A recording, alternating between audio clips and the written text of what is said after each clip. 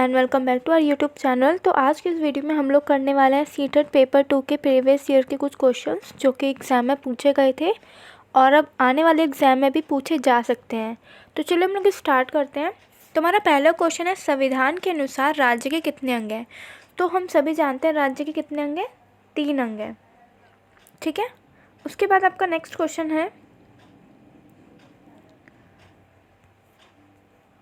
भारत में राज्य के राज्यपाल की नियुक्ति कौन करता है? भारत में जो राज्य के जो राज्यपाल होते हैं उनकी नियुक्ति किसके द्वारा की जाती है? तो देखिए, भारत में राज्य के जो राज्यपाल होते हैं उनकी नियुक्ति भारत के राष्ट्रपति द्वारा की जाती है, ठीक है। इसके बाद आपका नेक्स्ट क्वेश्चन है,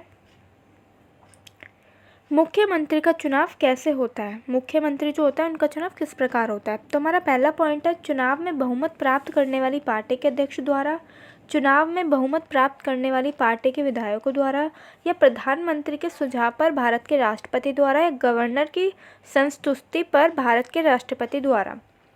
तो इसका राइट आंसर क्या हो जाएगा हमारा? इसका राइट आंसर है आपका सेकंड। मुख्यमंत्री का चुनाव जो होता है वो चुनाव में जो बहुमत प्राप्त करने वाली पार्टी होती है उनके विधायकों के द्वारा किया जाता है। इसके बाद आपका नेक्स्ट क्वेश्चन है, फोर्थ, राज्य की विधायिका अंग से अभिप्राय। जो राज्य की विधायिका का अंग है उससे क्या अभिप्राय है? पहला है, सर्वोच्च न्यायालय के न्यायाधीश होती है ये, कानून लागू करने के लिए उत्तरदायी नौकरशाह, नागरिकों द्वारा निर्वाचित प्रतिनिधि, या देश का प्रत्येक नागरिक।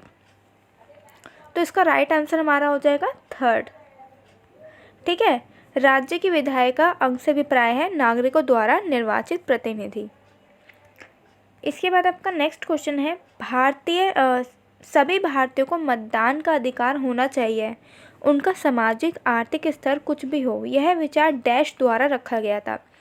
तो ये जो विचार था किसने दिया था? महात्मा गांधी ने, डॉक्टर राजेंद्र प्रसाद ने, या भीमराव अम्बेडकर ने, या जवाहरलाल नेहरू ने। तो इसका जो राइट आंसर आपका हो जाएगा वो है भीमराव अम्बेडकर ने ये बोला था कि सभी भारतीय जो हैं उनको मतदान का अधिकार होना चाहिए, चाहे वे किसी भी सामाजिक या आर्थिक स्तर से हो।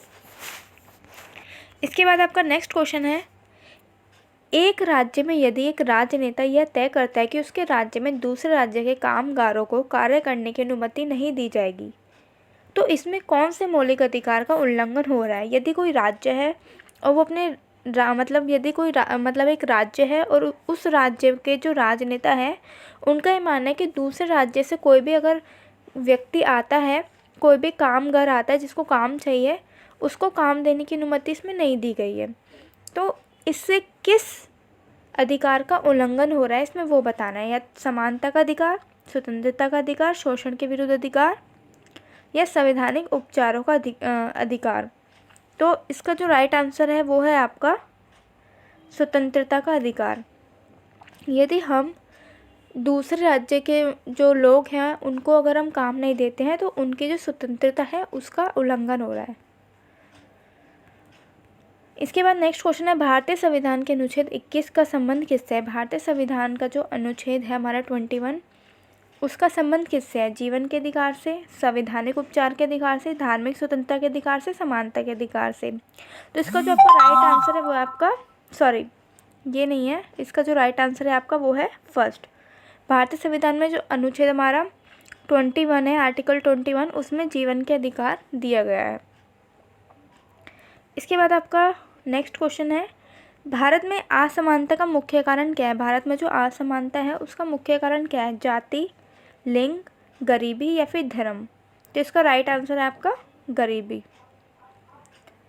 इसके बाद आपका नेक्स्ट क्वेश्चन है, भारतीय राष्ट्र राज्य का वर्णन करने के लिए विविधता में एकता का जो मुहावरा है ये राष्ट्रीय नेताओं में से किसने दिया था? सरदार वल्लभ भाई पटेल ने, पंडित जवाहरलाल नेहरू ने, बाल गंगाधर तिलक ने, या महात्मा गांधी ने।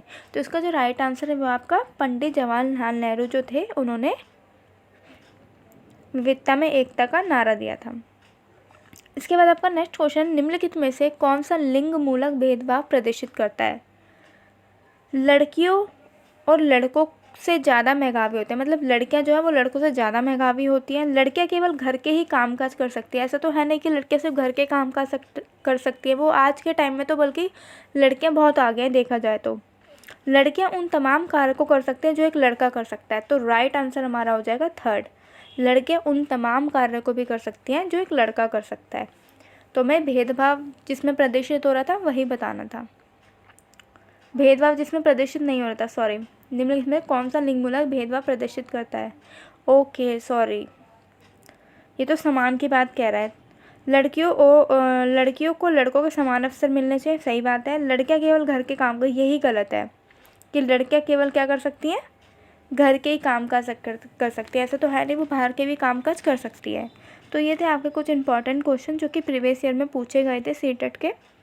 तो गाइस, अगर आपको ऐसी ही वीडियो देखनी है तो प्लीज़ आप चैनल को सब्सक्राइब कर दीजिएगा, उससे मेरे को मोटिवेशन मिलता है और मैं ऐसे ही वीडियो आपके लिए लेकर आती रहूँगी। तो अगर वीडियो पसंद आए तो प्लीज़ लाइक ज़रूर कीजिएगा चैनल को और सब्सक्राइब भी कर लीजिएगा। Thank you.